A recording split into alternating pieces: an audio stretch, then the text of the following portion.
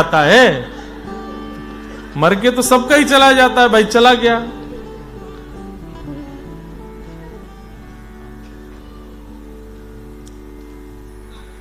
मैं कोई भी कथा में जाती हूं तो मुझे नींद आती है, सिर्फ कथा में ही ज्यादा नींद आती है। और फिर नीचे कुछ गुजराती में लिख दिया है इन्होंने, हूं कथा मा नदी छू तो पता नहीं क्या है, अब किसको गुजराती पढ़नी आती है? पढ़ो क्या लिखा है नीचे, जल्दी आओ।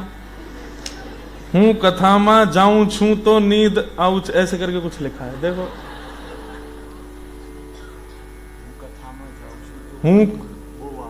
हूं कथा में जाऊं छू तो ऊंग बहु आऊ छे। वाह, मतलब वही नींद ना। वाह मैया। कुंभकर्ण की पत्नी का नाम है निद्रा देवी। सुनिए सुनिए, पूरी बात सुनिए। कुंभकर्ण की पत्नी का नाम है निद्रा देवी। तो जब भगवान श्री राम ने कुंभकर्ण का वध किया तो निद्रा देवी आकर के ठाकुर जी से, क्योंकि 6 महीने सोता था कुंभकर्ण, तो निद्रा देवी ने आकर के राम जी से कहा, आपने मेरा सौभाग्य उजाड़ा है, मैं आपके वैकुंठ में ताला लगवाऊंगी। भगवान श्री राम बोले, कैसे लगवाओगे? बोले, कौन जाता है वैकुंठ? बोले, कथा सुनने वाले। तो बोले, बस कथा में जाके जो बैठेंगे उन्हीं के सिर पर मैं मंडराती रहूंगी। आप कितनी भी सुंदर कथाएं करवा लीजिए, मैं उनको सुवा दिया करूंगी, ताकि वो सुन ही ना पाए, परिवर्तित हो ही ना पाए, वैकुंठ में ताला लग जाएगा। राम जी बोले, कोई बात नहीं, आप अपना काम करना, पर कालांतर में ऐसे ऐसे व्यास होंगे, वो बीच बीच कथा में इतने सुंदर मधुर संकीर्तन गाया करेंगे कि सोने वालों की भी नींद खुल जाया करेगी। तो माता जी, ये जिनको ऊंघ आती है, ऊंघ, जिनको नींद आती है बहुत ज्यादा कथा में,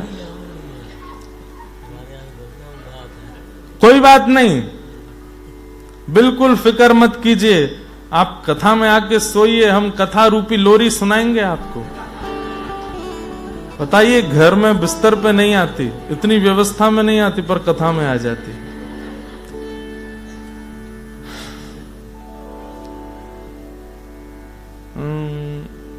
वैष्णव अपराध का निवारण करने का मार्ग बताइए। एक ही है, एक वैष्णव का अपराध यदि आपने किया है तो 100 वैष्णवों से क्षमा मांगो। जैसे मान लीजिए कि मैंने किन्हीं भैया के प्रति अपराध भाव रखा, अरे ये तो ऐसे ही हैं, अब इनका अपराध करते ही मेरे मन में से भजन चला गया, तो अब भजन वापस लाने के लिए मुझे क्या करना पड़ेगा? कम से कम 100 वैष्णवों से, जिनका मैंने अपराध किया भी नहीं, उनसे क्षमा मांगनी पड़ेगी। सब लोग इधर देखो, ध्यान से सुनो कथा। एक वैष्णव अपराध का प्रायश्चित 100 वैष्णवों से क्षमा मांग करके होता है। अगर आपने 100 वैष्णव अपराध किए तो सोचो कितने हो गए। तो वैष्णव अपराध का एक ही उपाय है, ठाकुर जी को मनाओगे, वैष्णव अपराध दूर नहीं होगा। आप किसी वैष्णव का अपराध करके शंकर जी को कितना भी मनाते रहो, अरे भाई राम जी को 100 गालियां देता है रावण, और उसके बाद जाकर रुद्राभिषेक भी करता है। महादेव प्रसन्न हुए उससे? नहीं हुए। हनुमान जी का अपमान करता है और उसके बाद शंकर जी के स्तोत्र गाता है, महादेव प्रसन्न होंगे? नहीं होंगे। ठाकुर जी को मनाने से वैष्णव अपराध दूर नहीं होगा, वैष्णवों को मनाने से वैष्णव अपराध दूर होगा। एक वैष्णव का अपराध 100 वैष्णवों के अपराध से दूर, 100 वैष्णवों को प्रणाम करने से मुक्त होता है। मेरा यह प्रश्न है कि हमारे घर के मंदिर में सभी देवी देवता विराजमान हैं। मेरी सास का कहना है कि कृष्ण के सिवा और सभी देवी देवता को लहसुन प्याज का भोग लगा सकते हैं, तो क्या यह सही है? कैसे कैसे प्रश्न आते हैं, इस बात का क्या तुक बनता है? महादेव को, देवी को और सबको तुम ये ऐसा, भाई वो सब वैष्णव हैं, किसी को भोग नहीं लगता है, किसी को भी भोग नहीं लगता है। इसलिए सासू माँ जी, आप ही अपनी जीभ पर कंट्रोल करो। जय Shri Hari Govind, I am 11 year old practicing Krishna भक्ति। वाह, पहले इनके लिए ताली बजाओ, 11 साल की हैं। I love all your bhajans, can I request you to sing Jagannath Chakanen? Not even full, only 2-3 lines. Jagannath Chakanen, Jagannath Chakanen, नीला चलवरे तू न संभाले तो हमें कौन संभाले। ओ हरि तू न संभाले तो हमें कौन संभाले। ओ जगन्नाथ चकाने नीला चलवरे तू न संभाले तो हमें कौन संभाले। प्रभु तू न संभाले तो हमें कौन संभाले। मेरी ये नैया है अब तो तेरे हवाले। मेरी नैया है अब तो तेरे हवाले। मेरी ये नैया है सिर्फ तेरे हवाले। मेरी नैया है सिर्फ तेरे हवाले। ओ हमें तू न संभाले तो हमें कौन संभाले। हो तू न संभाले तो प्रभु कौन संभाले। हाँ, तू न संभाले तो हमें कौन संभाले। हो तू न संभाले तो प्रभु कौन संभाले। मेरे प्रभु जगन्नाथ चकानैन, जगन्नाथ चकानैन, नीला चलवरे तू न संभाले तो हमें कौन संभाले। हो तू न संभाले तो हमें कौन संभाले। हे तुम्हें छोड़ जाऊं अब मैं किसके दुआरे। तुम्हें छोड़ जाऊं अब मैं किसके दुआरे।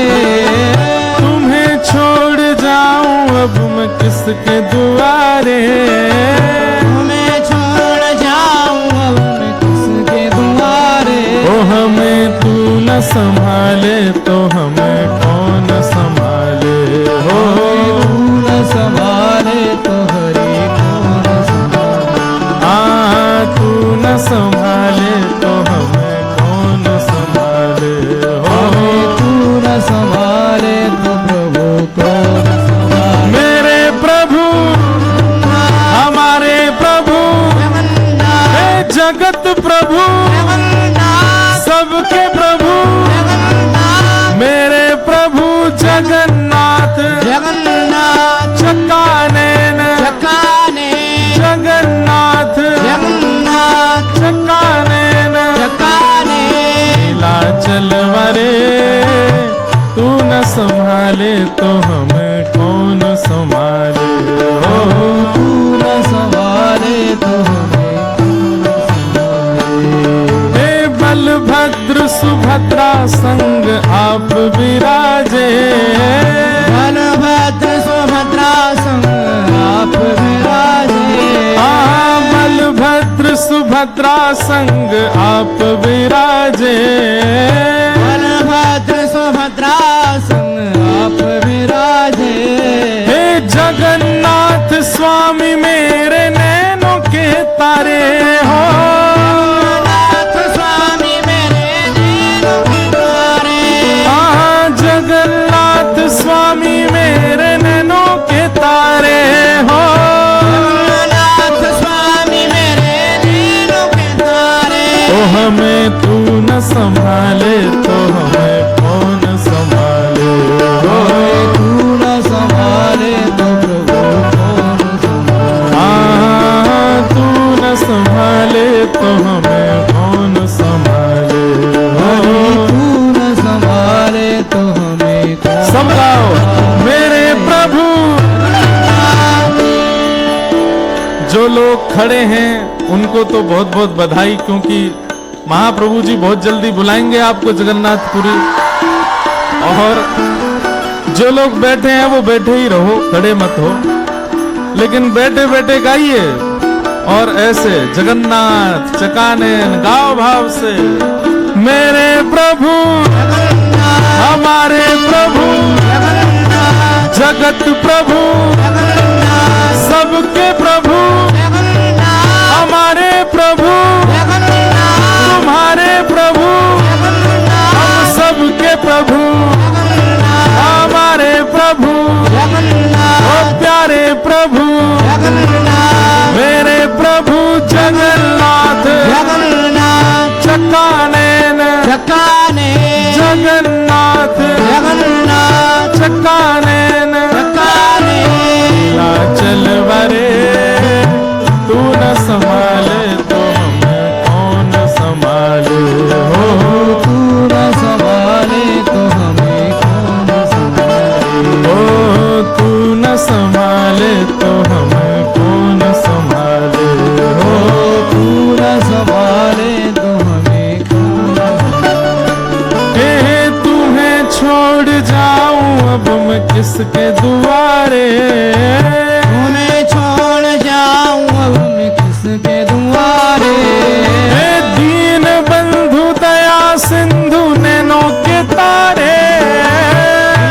बंधु दया सिंधु नैनों के तारे। हो दीन बंधु दया सिंधु नैनों के तारे। दीन बंधु दया सिंधु नैनों के तारे। ओ हमें तू न संभाले तो हमें कौन संभाले हो।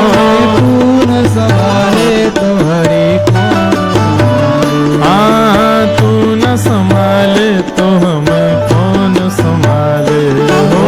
तू न संभाले तो हमें कौन संभाले। मेरे प्रभु जगन्नाथ मेरे प्रभु जगन्नाथ हमारे प्रभु जगन्नाथ मेरे प्रभु जगन्नाथ जगन्नाथ चकानैन जगन्नाथ जगन्नाथ चकानैन नीलाचल वरे तू न संभाले तो हमें कौन संभाले हो। तू न संभाले तो हमें कौन संभाले। हाँ तू न संभाले तो हमें कौन संभाले हो। तू न संभाले तो हमें कौन संभाले। ओ तू न संभाले तो हमें कौन संभाले हो। तू न संभाले बैठते जाओ धीरे धीरे बैठते जाओ। हमें तू न संभाले तो हमें कौन संभाले हो। हमें तू न संभाले तो हरि कौन संभाले। हमें तू न संभाले तो हमें कौन संभाले। हमें तू न संभाले तो हमें कौन संभाले। जगन्नाथ जगन्नाथ जगन्नाथ रक्षमाम महाबाहु महाबाहु महाबाहु पाहि मां। श्री जगन्नाथ महाप्रभु की।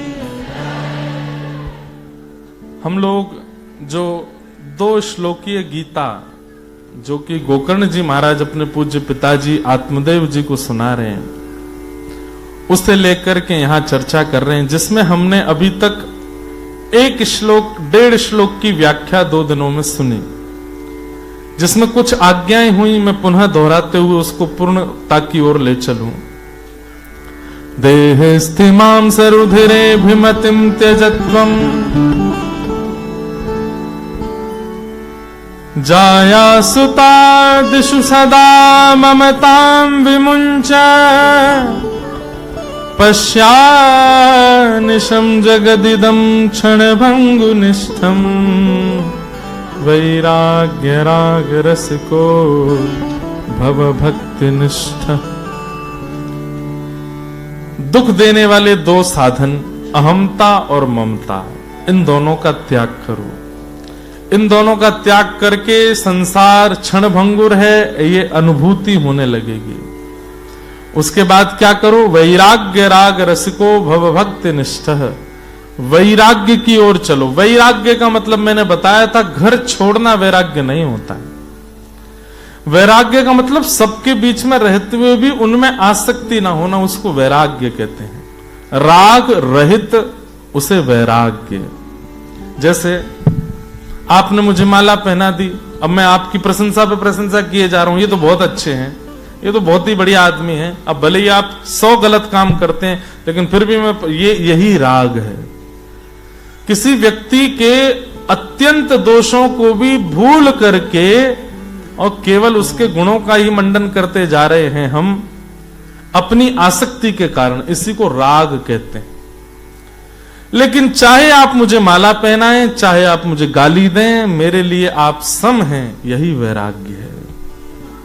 आपकी माला पहनाने से, मेरी बहुत प्रशंसा करने से मैं प्रसन्न नहीं होता, और आपकी गाली देने से मैं विचलित नहीं होता, इसी को वैराग्य कहते हैं। समझ में आई बात? ये पूरे संसार में हम आप सब जो गृहस्थी बैठे हैं ना, हम इसी में ही तो जीते हैं। ये अच्छा है, ये बुरा है, ये ऐसा है, ये वैसा है, ये एक है, ये दो है, ये मोटा है, ये पतला है, ये छोटा है, ये बड़ा है। लेकिन जब एक दृष्टि हो जाती है, कोई भी गलत नहीं है और कोई भी अच्छा नहीं है, सब समान है, इसी को वैराग्य दृष्टि कहते हैं। और भक्ति के पथ पर यह वैराग्य दृष्टि उत्पन्न होना विशेष बात होती है। हम कथा करते हैं, हजारों लोग हमसे जुड़ते हैं। अब एक व्यक्ति जुड़ता है, दूसरा व्यक्ति बाद में उसके बाद आके हमसे उसके बारे में, अरे महाराज जी वो व्यक्ति जो आपसे मिलने आया तो वो ऐसा है, वो ऐसा करता है, आपको उसके बारे में अभी पता क्या है? हमसे पूछिए, हमसे पूरे नगर जानता है उसके बारे में। तो क्या उसके अवगुणों को जान करके मैं गुणवान से ही मिलूं? भगवान बुद्ध हमें सिखाते हैं। भगवान बुद्ध को किसी ने कहा कि महाराज वो व्यक्ति तो आपको 100 गालियां देता है, उसके पास क्यों जा रहे हो? भगवान बुद्ध कहते हैं तो फिर हम काय बात के आध्यात्मिक व्यक्ति? केवल साफ सुथरी जगह को साफ करना नहीं है, गंदी स्थान को साफ करना, तब माना जाएगा कि हम आध्यात्मिक व्यक्ति। सबको साफ करना है भाई। संसार में गलत कोई नहीं होता, बस उसको किसी ने सिखाया नहीं, उसको किसी ने बताया नहीं, उसको सही समय पर समझाया नहीं, उसको किसी ने रोका टोका नहीं। कभी ये मत सोचा कीजिए कि ये आदमी गलत है, ये सोचा कीजिए ऐसा क्या हुआ कि ये गलत हुआ, ऐसा इसके जीवन में क्या हुआ कि ये इस स्थिति में आ गया। उस स्थिति को कोई नहीं जानना चाहता।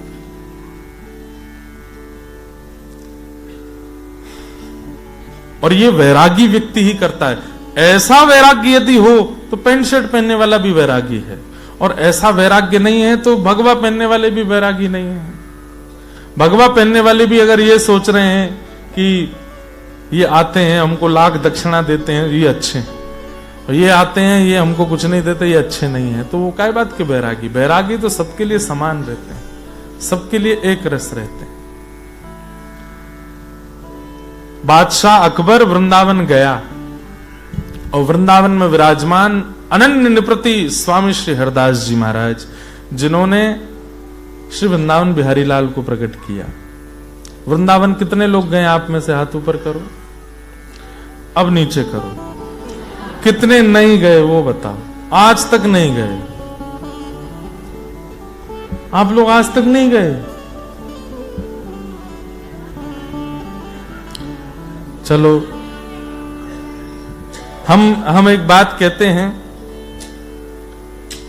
वृंदावन जाने वाले को 3 संकेत मिलते हैं। सबसे पहला, स्वप्न में व्रज का अनुभव हो जाएगा, या तो यमुना जी दिख जाए, या ठाकुर जी दिख जाए, या कोई ब्रजवासी दिख जाए, गिरिराज जी दिख जाए, राधा रमन राधा वल्लभ लाल जी का स्वप्न में दर्शन हो, स्वप्न में व्रज आ जाए तो पहला संकेत। दूसरा संकेत, व्रज से कोई आपके लिए प्रसाद लेके आ जाए, बिहारी जी का, राधा रमन जी का, टटिया स्थान का, गिरिराज जी का, कोई प्रसाद आपके घर ले आवे। और तीसरा संकेत, व्रज का ब्रजवासी आपके नगर में आ जाए। तो समझो अब बहुत जल्दी आप वृंदावन पहुंचने वाले हो। और ये 3 संकेत मिलने के बाद में आपको बिना सोच विचारे टिकट निकाल लेनी ही चाहिए। हाँ, उसके बाद में आप लोगों को जाना ही चाहिए। इसका मतलब है कि व्रज आपको स्मरण कर रहा है, आपको पहुंचना चाहिए।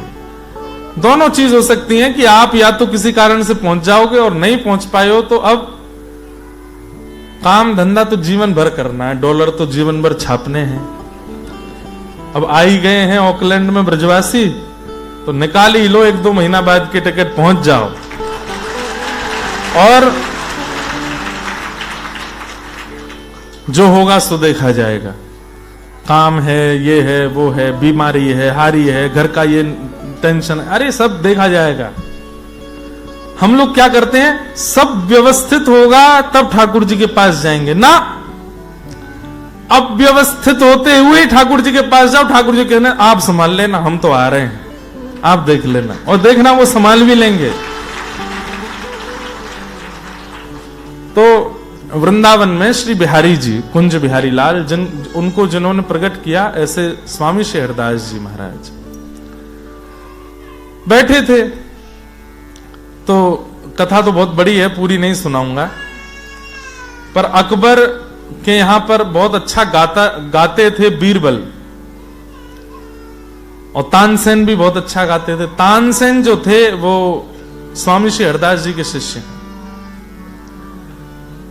तानसेन इतना अच्छा गाता था कि एक दिन अकबर ने कहा कि तुमसे बढ़िया गवैया शायद पूरे भारत में नहीं होगा।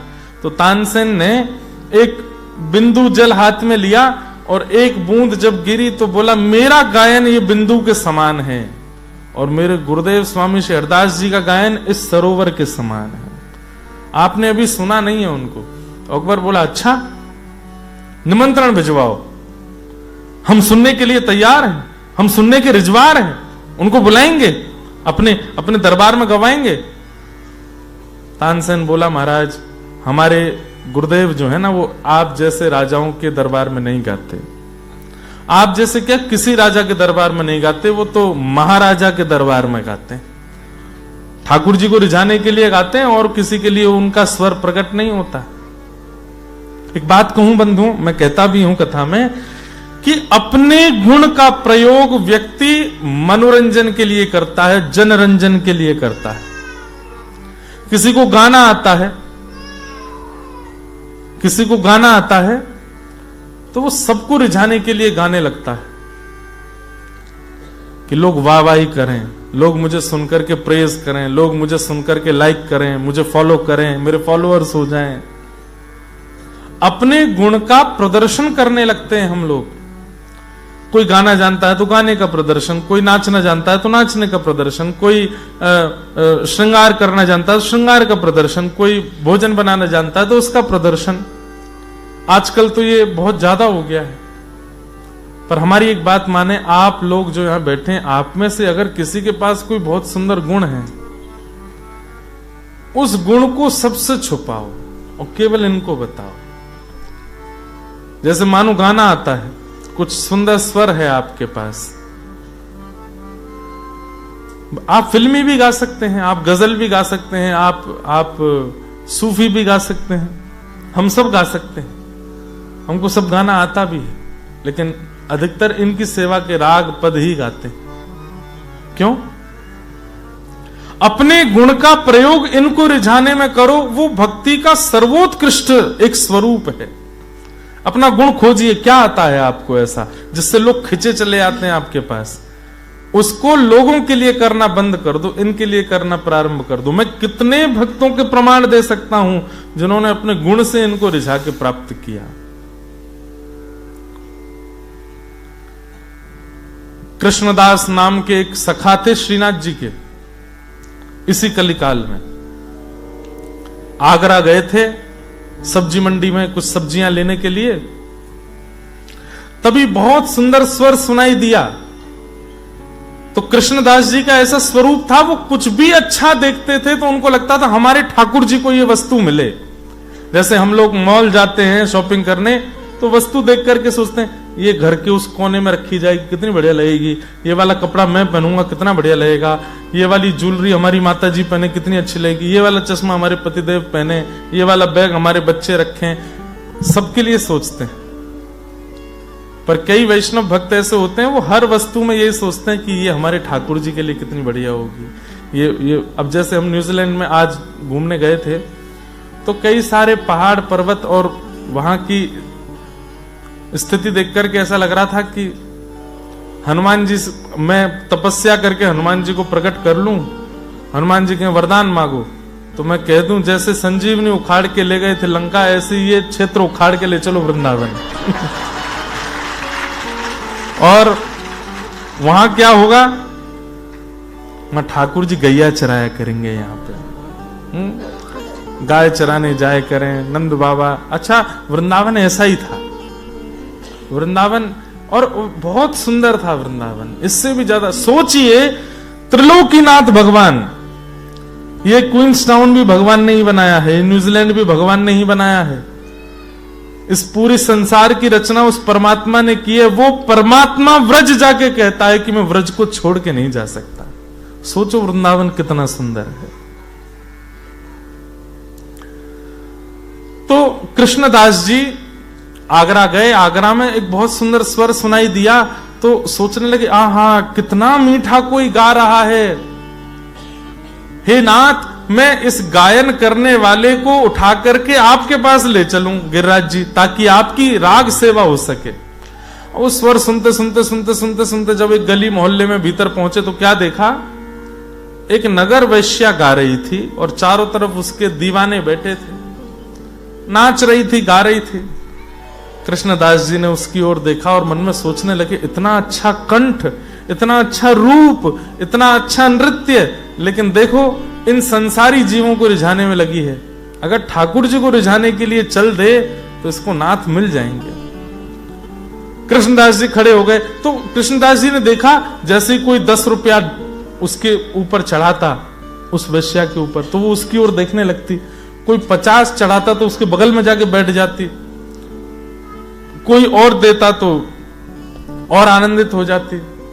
कृष्णदास जी ने मन में विचार किया इसको ठाकुर जी की सेवा में ले चलना है, तो जेब में जितने रुपए रखे थे सब दे दिए।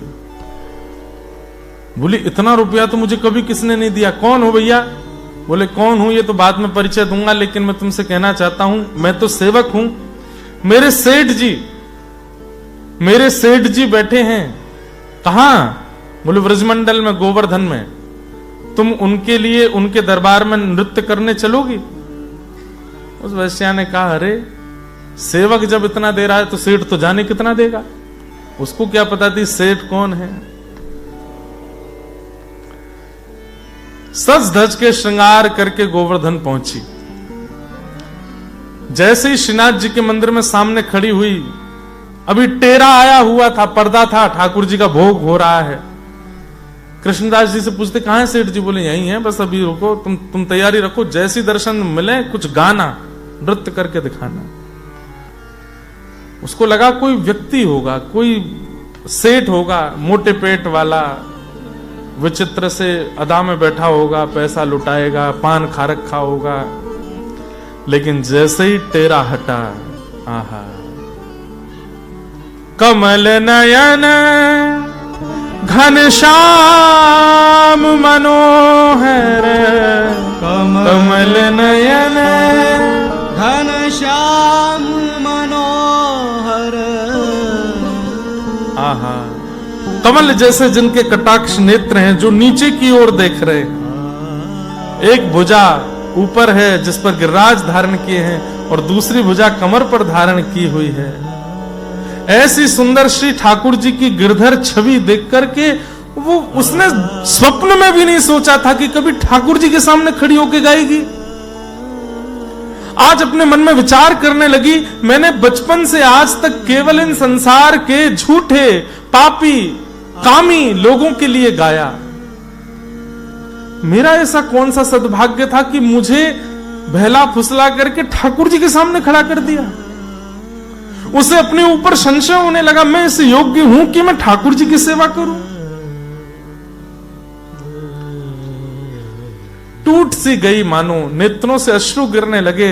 कृष्णदास जी की ओर देख के बस हाथ जोड़ने लगी, कांपने लगी। बोले कि आपने जो कृपा की है मैं उसका वर्णन नहीं कर सकती, लेकिन मैं इनको गा करके नहीं सुनाऊंगी कुछ। क्यों? क्योंकि मेरा गायन और मेरे समस्त गुण वो सब झूठे हो चुके हैं, संसार के प्रयोग में आ चुके हैं। मेरे गायन पर संसारी लोग वाह वाह कर चुके हैं, मेरे नृत्य पर संसारी लोग धन लुटा चुके हैं। अब वो सब झूठा हो चुका है, अपवित्र हो चुका है, वो कैसे दूंगी मैं इनको? कृष्णदास जी बोले, अरे तू कहती है गायन झूठा हो गया, नृत्य झूठा हो गया, ये बता तुझे स्वर किसने दिया?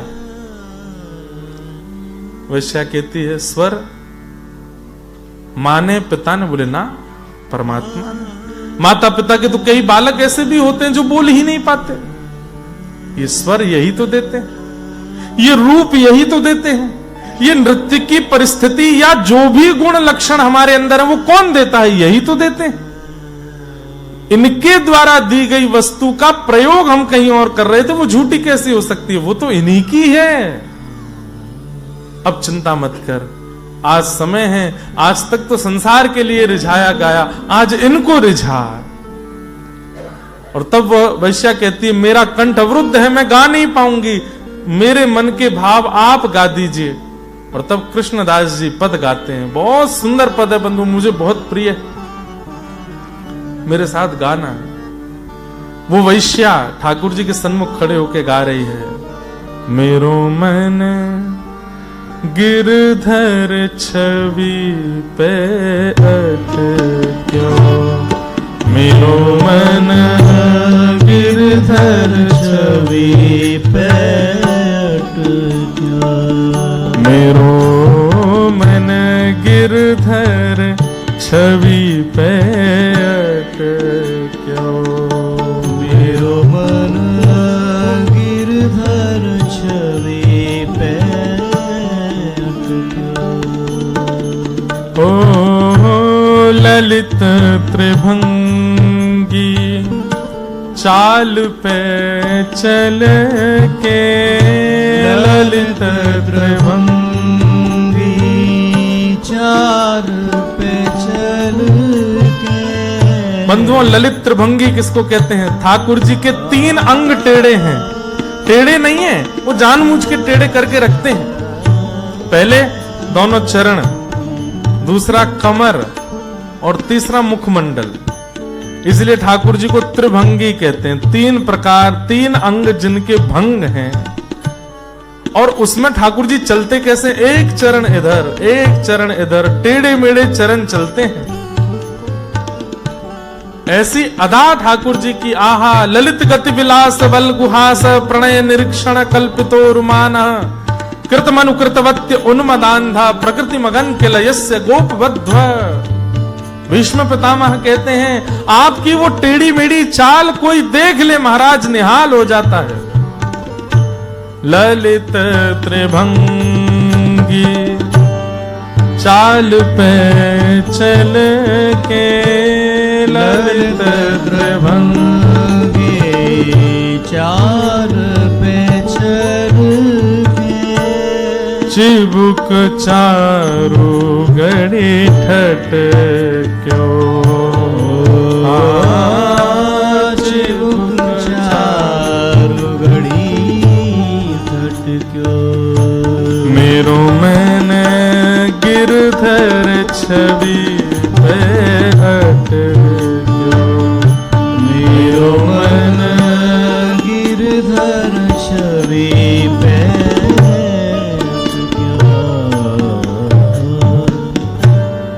सजल श्याम घन वरण लीन है, सजल श्याम घन वरण नील है।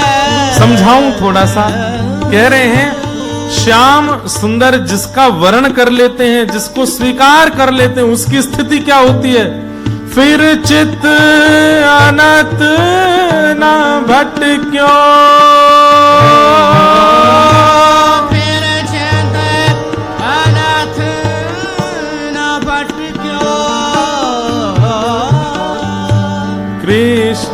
दास किए प्राण न्योछावर कृष्ण दास किए प्राण न्योछावर यह तन जग सरपट क्यों